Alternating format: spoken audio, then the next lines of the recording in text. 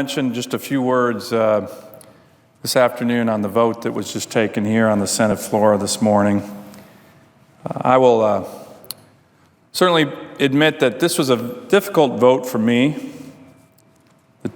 This 2,200-page, $1.8 trillion spending and tax reform bill certainly does contain provisions that I've advocated for, will continue to press for, that benefit different Alaska groups, small businesses, the energy sector, and others.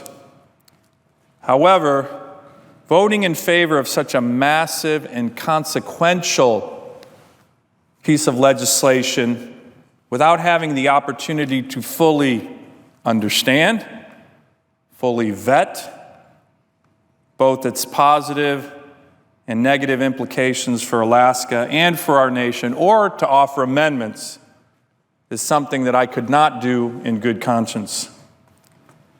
Now, I know Leader McConnell, Majority Whip Cornyn, and so many other leaders in the Senate have worked hard in terms of this process over the past year. You've heard a number of senators come to the floor and talk about what clearly is has been a very productive Senate under their leadership. I want to commend them for their leadership. I appreciate their leadership. And I know in terms of the budget, they tried to get this body to the right place, meaning we actually passed the budget for the first time in many years.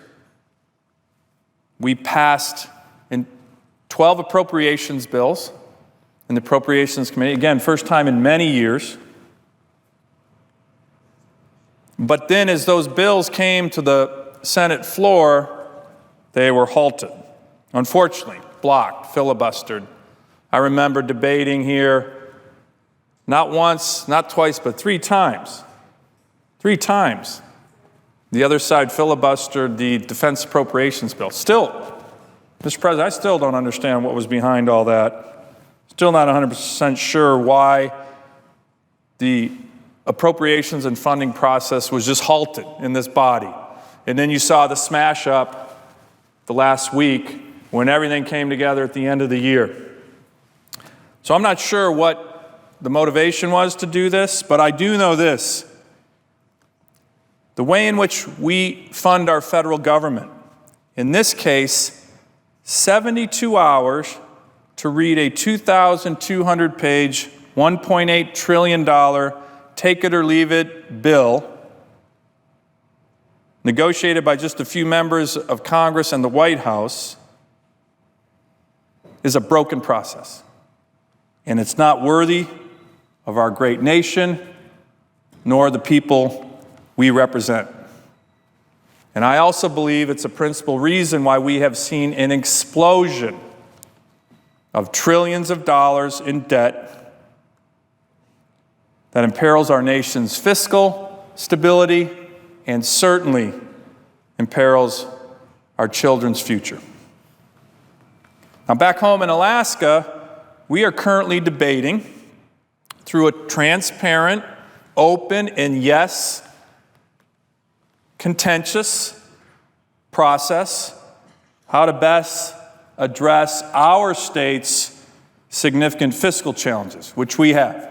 Big fiscal challenges, just like this government. It's my view that the federal government should be doing the same. The bill we voted on today and the process that produced it demonstrates that we are not. And going forward, I certainly want to continue to work with my colleagues on both sides of the aisle, the leadership on both sides of the aisle,